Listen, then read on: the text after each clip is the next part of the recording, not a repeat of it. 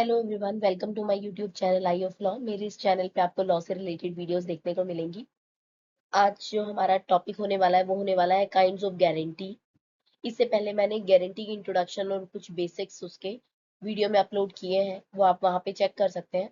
आज के टॉपिक में गारंटीज के प्रकार ही हम देखेंगे और एक इम्पॉर्टेंट टाइप ऑफ गारंटी है कॉन्टिन्यूइंग गारंटी, जो एग्जाम में सेपरेटली 20 मार्क्स में पूछ ली जाती है। उसको भी हम डिटेल में समझेंगे। स्टार्ट करते हैं introductory part of contract of guarantee से। तो कॉन्ट्रैक्ट ऑफ गारंटी का सीधा मतलब होता है कि एक ऐसा कॉन्ट्रैक्ट है जहाँ कोई तीसरा इंसान वादा करता है कि अगर असली कर्जदार, जो कि प्रिंसिपल डेटर है, अगर असली कर्जदार पैसा नहीं चुका पाया तो उसकी जगह मैं वो लाइबिलिटी पूरी करूंगा, यानी कि मैं श्योरिटी बन रहा हूँ। ठीक है। तो कॉन्ट्रैक्ट ऑफ गारंटी में 3 पार्टीज हो जाती हैं। हर एक कॉन्ट्रैक्ट में 2 पार्टीज होती हैं, बट यहाँ पे हमारे पास 3 पार्टीज आ रही है। तो सबसे पहली है श्योरिटी। तो जो श्योरिटी है ना, ये एक तरीके से मसीहा या भला आदमी कंसीडर होता है जो गारंटी देता है, यानी the person who promises to pay. ठीक है, अगर डिफॉल्ट हो गया तो। इसके बाद आता है क्रेडिटर, यानी कि लेनदार। ये वो इंसान या बैंक है जिसे गारंटी दी जा रही है, ठीक है, कि भैया तू इस बंदे को पैसा दे दे, अगर इसने पैसा नहीं दिया इस टाइम तक तो मैं पैसा दूंगा, तो उसको एक गारंटी मिल रही है ना, जिसने लोन दिया है। इसके बाद आता है प्रिंसिपल डेटर। प्रिंसिपल डेटर वो इंसान है जो असल में लोन ले रहा है, ठीक है, और जिसे तय समय के अंदर लोन को वापस से चुकाना भी है। ठीक है। तो ये वो इंसान है और जिसके डिफॉल्ट करने पे श्योरिटी को पिक्चर में आना पड़ेगा। तो जो कर्ज है उसे चुकाने की पहली लाइबिलिटी, प्राइमरी लाइबिलिटी होती है प्रिंसिपल डेटर की, सेकेंडरी लाइबिलिटी होती है श्योरिटी की। एक एग्जांपल से समझो कि ए बी के पास जाता है और कहता है कि भाई तुम सी को 50,000 रुपए दे दो, मैं गारंटी लेता हूँ कि सी 1 साल के अंदर आपके पैसे लौटा देगा, और अगर सी पैसा नहीं देगा तो मैं खुद आपके पैसे लौटाऊंगा। यहाँ पे ए क्या है? श्योरिटी है। तो नेक्स्ट टाइम जब आप किसी की गारंटी लें तो आपको पता होना चाहिए कि आप श्योरिटी बन रहे हो, और आपकी लाइबिलिटी भी वहां पे बन जाएगी, सेकेंडरी लाइबिलिटी वहां पे अराइज हो जाएगी पैसे चुकाने की। हमने ये तो देख लिया कि गारंटी क्या होती है, लेकिन एक बात सोचो कि क्या सारी गारंटीज एक जैसी होती है? तो ऐसा नहीं होता। ठीक है। गारंटी को ना हम पिछली स्लाइड में हमने देखा कि टाइम के हिसाब से गारंटी दो तरीके से होती है, रेट्रोस्पेक्टिव और प्रोस्पेक्टिव। ठीक है। तो अब हम इसमें देखते हैं कि रेट्रोस्पेक्टिव और प्रोस्पेक्टिव एक्चुअली में क्या है। ठीक है। और ये भी देखेंगे इनमें से ज्यादा रिस्की कौन सी होती है। तो सबसे पहले देखते हैं रेट्रोस्पेक्टिव। रेट्रोस्पेक्टिव का मतलब है गिवन फॉर एन एग्जिस्टिंग डेब्ट और ऑब्लिगेशन दैट ऑलरेडी एग्जिस्ट, यानी लोन पहले ही दिया जा चुका है, उधार का ट्रांजैक्शन पहले ही पास्ट में हो चुका है और गारंटी आज दी जा रही है। अब देखो इस टाइप की गारंटी में ना एक बहुत बड़ा लीगल कैच है, जो इसके की फीचर को देखने पे पता चलता है। की फीचर में लिखा है कि open risky due to past consideration rule, यानी इंडियन कॉन्ट्रैक्ट एक्ट सेक्शन 127 बात करता है कंसिडरेशन की। कानून कहता है कि हर कॉन्ट्रैक्ट के लिए कुछ ना कुछ कंसिडरेशन यानी कि प्रतिफल का होना जरूरी होता है। ठीक है। अगर लोन पहले ही दिया जा चुका है तो गारंटर को इस गारंटी के बदले में क्या मिल रहा है? इसी पास कंसिडरेशन के चक्कर में कई बार कोर्ट्स में ना ऐसी गारंटियों की वैलिडिटी जो होती है ना उसको प्रूव करने में काफी दिक्कत आती है। इसे ही इसीलिए काफी रिस्की माना जाता है। ठीक है। अब दूसरी तरीके की अगर हम टाइप देखते हैं तो वो होती है प्रोस्पेक्टिव गारंटी, यानी गिवन फॉर अ फ्यूचर डेब्ट और obligation yet to be created. मतलब क्रेडिटर कहता है कि मैं लोन तभी दूंगा जब तुम गारंटी लाओगे। यह गारंटी पहले आती है और लोन बाद में दिया जाता है। और इसका की फीचर क्या है? Most common in commercial banking and trade. तो ये आज के जो मॉडर्न बिजनेस वर्ल्ड है ना, चाहे वहां पे बैंक से जुड़ा लोन, मतलब लोन होगा, या कोई कॉमर्शियल ट्रेड होगी, जिसमें 99% यही प्रोस्पेक्टिव गारंटी चल रही है। क्यों? क्योंकि इसमें ना कंसीडरेशन बिल्कुल क्लियर होता है कि गारंटर की गारंटी पर ही बैंक सामने वाले को पैसे दे रहा है। ठीक है। तो ये जो पूरी स्लाइड है इसका की इनसाइट क्या है? अगर हम इस की इनसाइट को शॉर्ट में देखें तो हमें पता लगेगा कि जो मॉडर्न कॉमर्स का स्टैंड है वो प्रोस्पेक्टिव गारंटी है, जबकि रेट्रोस्पेक्टिव गारंटी जो है ना उसमें हमेशा हाई रिस्क इंक्लूड होता है। क्यों? क्योंकि पुराना डेट होने की वजह से सेक्शन 127 के तहत पास्ट कंसीडरेशन में कुछ लीगल इश्यूज खड़े हो जाते हैं। ठीक है, नेक्स्ट क्लासिफिकेशन देखते हैं, क्लासिफिकेशन बाय स्कोप, जिसमें मैंने आपको पहले बताया कि ये स्पेसिफिक गारंटी और कंटिन्यूइंग गारंटी दो तरीके की गारंटी में डिवाइडेड है। तो स्पेसिफिक गारंटी क्या होती है? स्पेसिफिक मतलब नाम से पता चल रहा है सिर्फ एक सिंगल और स्पेसिफिक ट्रांजैक्शन या वन टाइम लोन के लिए होती है। ठीक है, अब इसकी टर्मिनेशन कब होती है? ये तब खत्म हो जाती है जैसे ही पर्टिकुलर लोन को चुका दिया जाता है, या वो ट्रांजैक्शन जिसके लिए ये स्पेसिफिक गारंटी दी गई थी ना, वो ट्रांजैक्शन पूरा हो जाता है। ठीक है, जैसे ही ट्रांजैक्शन पूरा हुआ, जो श्योरिटी है यानी कि गारंटर है ना, उसकी लाइबिलिटी हमेशा के लिए खत्म। ठीक है, अगर हम इसको एग्जाम्पल के तौर पे देखें तो अमित ने राजेश के 50,000 रुपए के लोन की गारंटी दी थी। ठीक है, अब जैसे ही राजेश ने 50,000 रुपए वापस चुका दिए, तो अमित की जो लाइबिलिटी है, अमित की जो जिम्मेदारी है ना, क्या सेकेंडरी लाइबिलिटी, वो पूरी तरीके से खत्म हो जाती है। इसके बाद अगर राजेश कोई दूसरा लोन ले रहा है ना, तो अमित ने अभी उसकी गारंटी नहीं दी है, तो अमित उसके फ्यूचर लोन्स की जिम्मेदारी नहीं लेगा।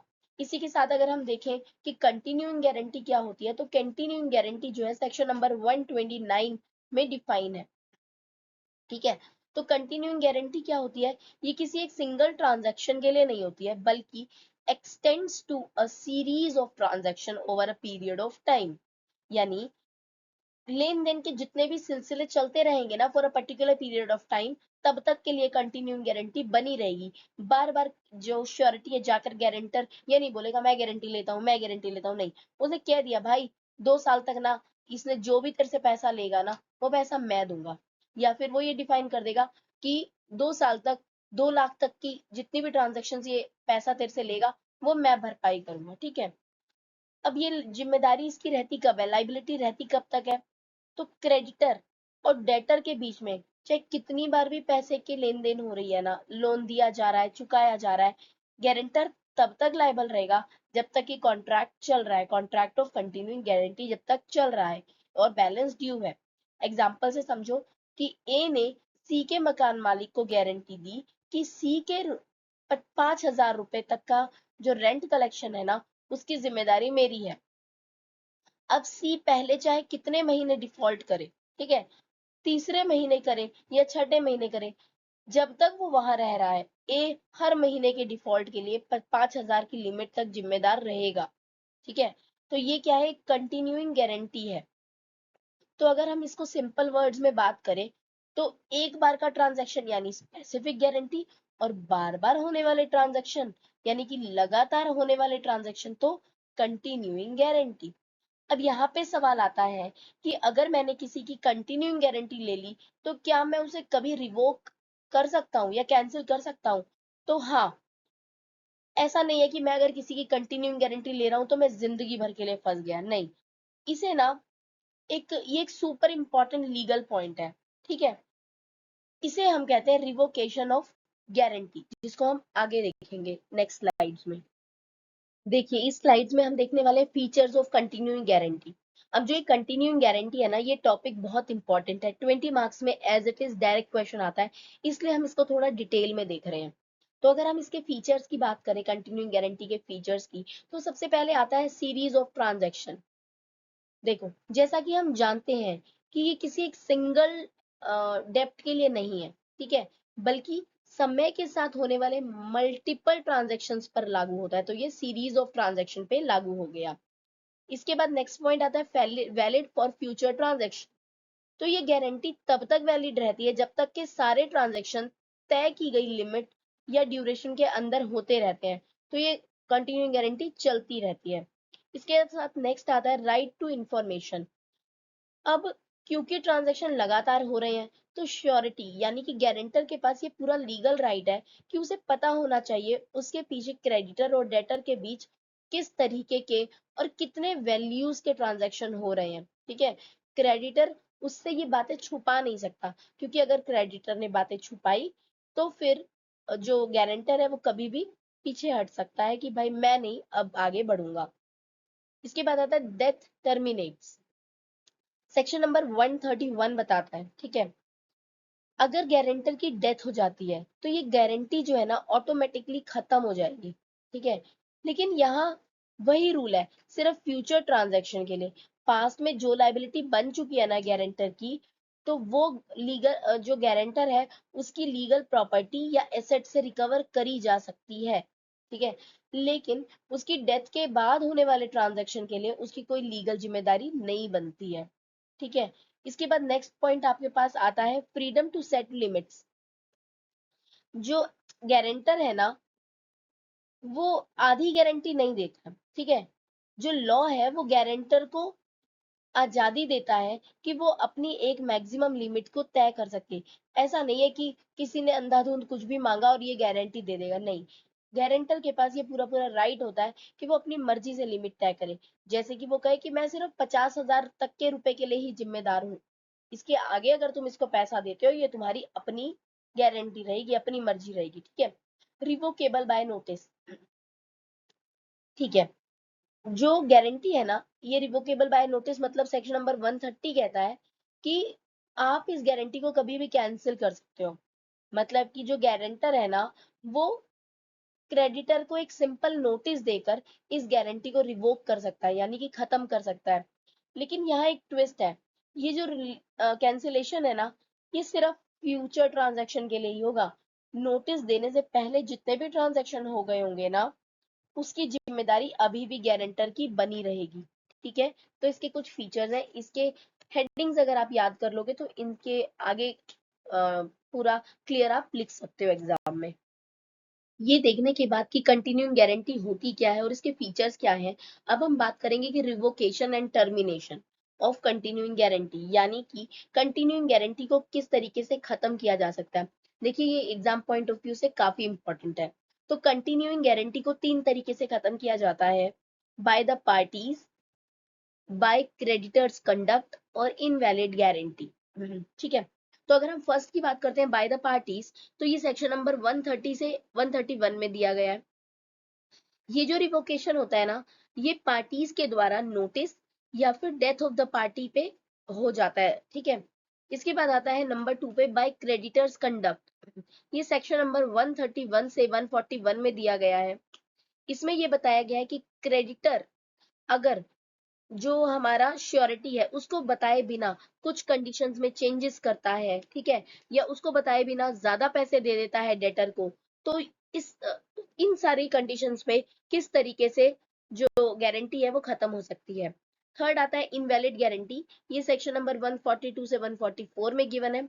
इसका मतलब होता है उस टाइप की गारंटीज जो कभी भी लीगली एग्जिस्ट ही नहीं करती, मतलब ये तो वॉइड अब इशू थी, शुरुआत से ही इनवैलिड थी। इसको एक एक करके देखते हैं। सबसे पहला रिवोकेशन बाय द पार्टीज जो कि सेक्शन नंबर 130 एंड 131 में दिया गया है, ठीक है। अब इसका क्या मतलब है कि जो पार्टी है ना वो अपने आप इसको रिवोक कर सकती है by notice and by death. अब बाय नोटिस का क्या मतलब है? बाय नोटिस का मतलब है कि लॉ कहता है कि एक श्योरिटी क्रेडिटर को एक सिंपल नोटिस देकर अपनी कंटिन्यूइंग गारंटी को किसी भी समय खत्म कर सकता है। लेकिन इसका एक रूल है, वो रूल क्या है कि ये सिर्फ फ्यूचर ट्रांजैक्शन यानी कि नोटिस दिए जाने के बाद की ट्रांजैक्शन के लिए एप्लीकेबल है। नोटिस से पहले अगर कोई ट्रांजैक्शन हुई है तो श्योरिटी अभी भी उसको पे करने के लिए लायबल होगा।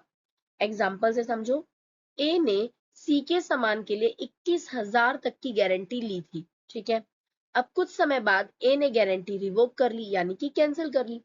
लेकिन रिवोक करने से पहले ना सी ऑलरेडी 10,000 रुपए का उधार ले चुका था।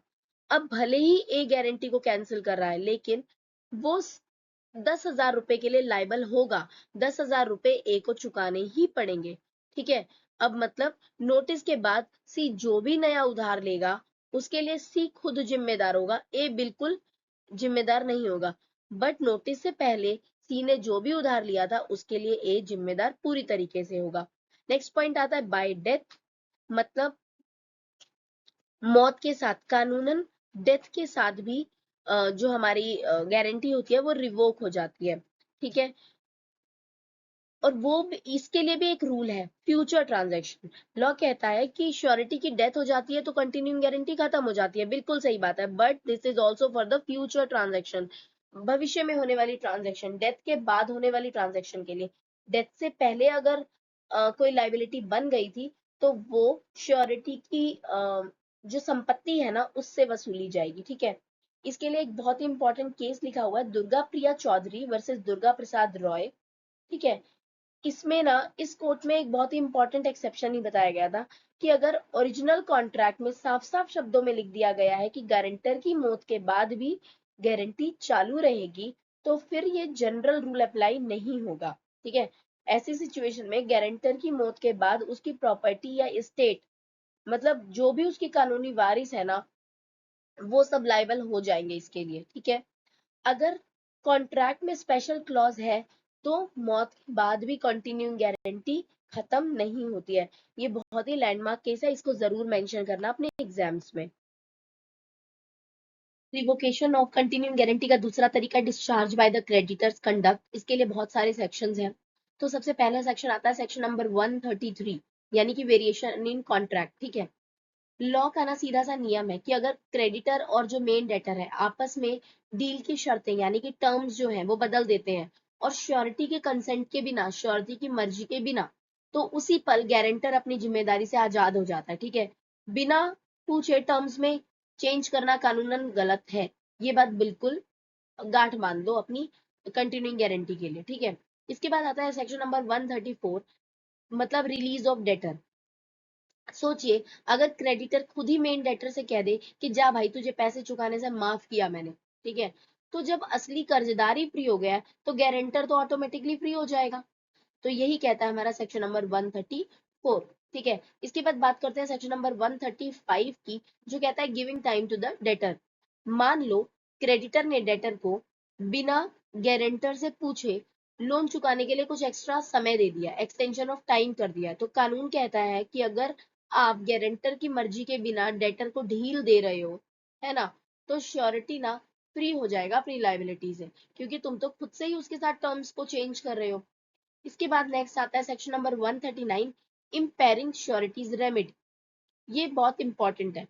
देखो अगर क्रेडिटर कोई ऐसा काम करता है जिससे गारंटर का वो हक छिन जाए जिसे वो बाद में डेटर से पैसे वसूलने के लिए यूज करे, यानी क्रेडिटर अगर गारंटर के कानूनी अधिकारों को नुकसान पहुंचाता है, जैसे कि क्रेडिटर के पास कुछ कागज पड़े थे डेटर के और वो कागज जो है बहुत इंपॉर्टेंट डॉक्यूमेंट्स थे प्रॉपर्टी के, वो वापस कर देता है क्रेडिटर डेटर को, है ना, तो फिर इन चीजों के टाइम पे ना जो श्योरिटी होता है ना वो अपनी लाइबिलिटी से तुरंत डिस्चार्ज हो जाता है, ठीक है।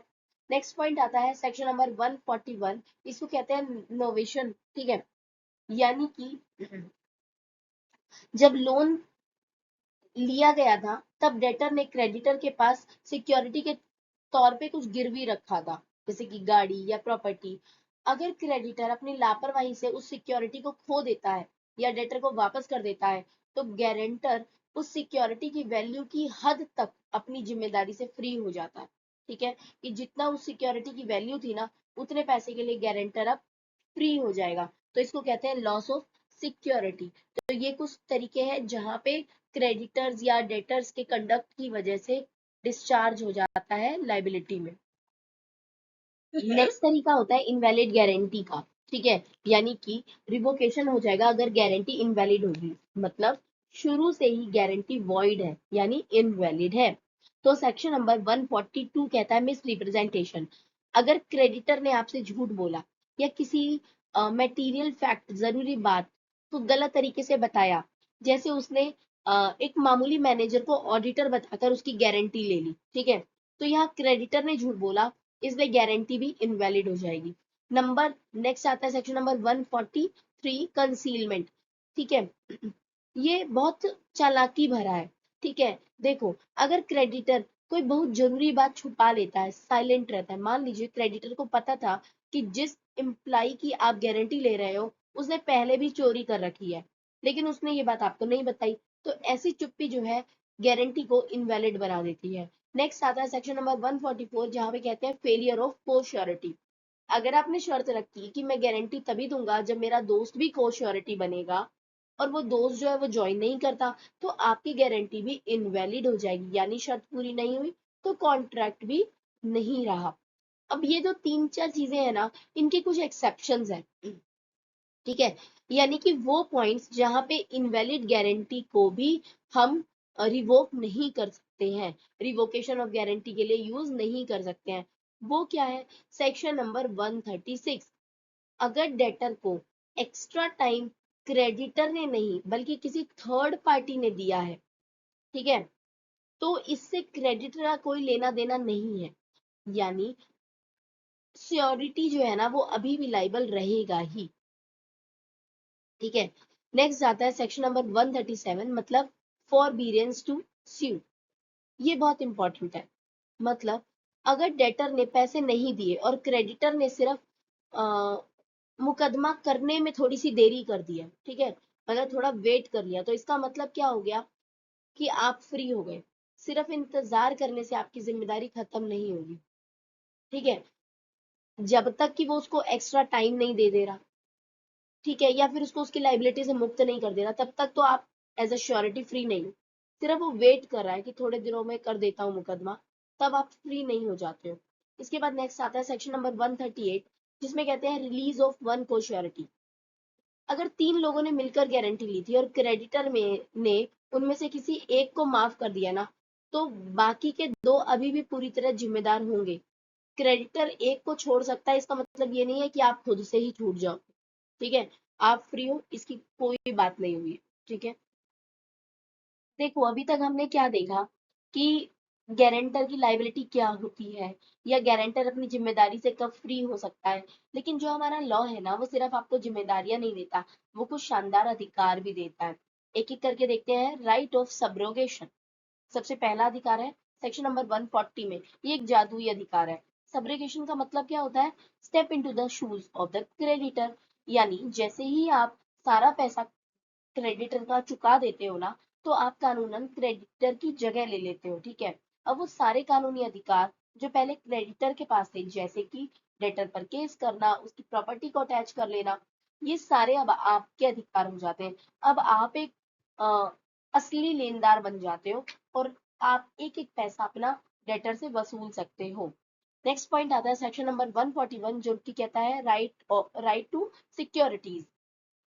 यानी जब डेटर ने क्रेडिटर से लोन लिया था ना, तब क्रेडिटर ने सिक्योरिटी या फिर कोलेटरल के तौर पर डेटर की जो भी चीजें अपने पास गिरवी रखी थी ना, उन सब पर अब आपका सीधा लीगल राइट बन जाता है, ठीक है।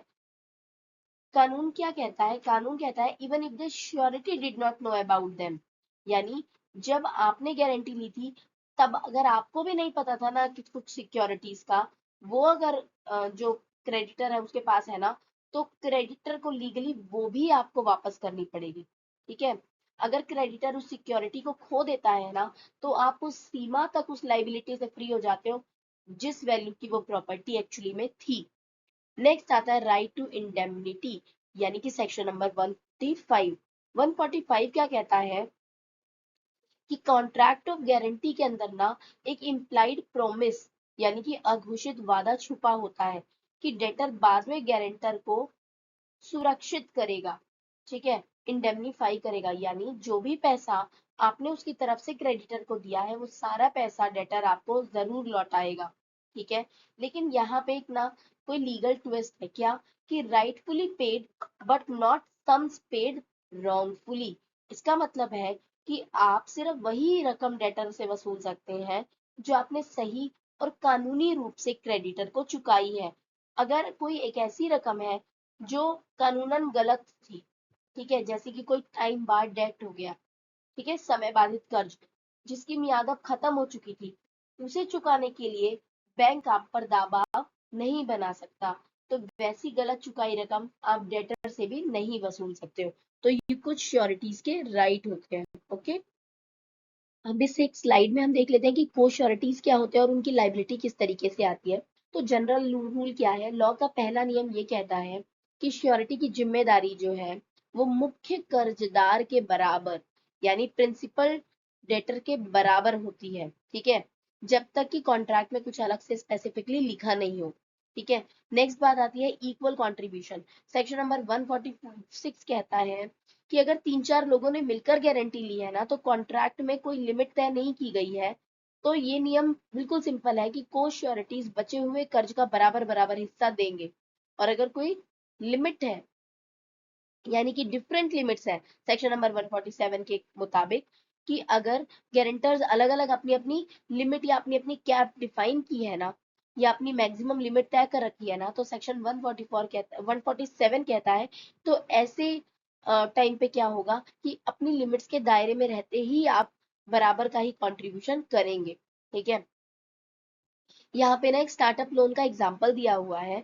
इसमें कहा गया है कि विजय ने बिजनेस के लिए 60,000 रुपए का लोन लिया। ठीक है, और उसके 3 दोस्त अमित, बिनी और चित्रा को श्योरिटीज बन गए। लेकिन तीनों ने ना अपनी अलग अलग लिमिट कैप रखी थी। अमित ने कहा था वो 10,000 तक का कैप है, बिनी ने कहा कि उसकी कैप 20,000 है, और चित्रा ने कहा मेरी कैप 30,000 है। अब मान लो जो विजय है ना वो डिफॉल्ट कर जाता है, लोन नहीं चुका पाता, पूरे का पूरा 60,000 का लोन उन तीनों दोस्तों पे आ जाता है, अमित, बिनी और चित्रा पे। ठीक है, अगर हम सीधा सीधा बांटे ना, तो तीनों के लिए 20-20 हजार रुपए आएंगे। लेकिन सोचो, अमित ने तो कहा था कि मेरी अपर कैप 10,000 है, तो अमित अपने उस 20,000 के डिवीजन का केवल 10,000 ही देगा। ठीक है, यहाँ पे 10,000 अमित ने नहीं दिए। ठीक है, अमित केवल 10,000 ही दे पाया। ठीक, इसके बाद बिन्नी ने 20,000 का 20,000 दे दिया, और जो चित्रा थी ना, उसका डिवीजन तो 20,000 का आया था, बट क्योंकि उसकी अपर कैप 30,000 थी, तो वो यहाँ पे 30,000 रुपए भरेगी। तो तीनों ने कैसे दिया, अमित ने 10,000 दिया, बिनी ने 20,000 दिया, और चित्रा ने 30,000 दिया।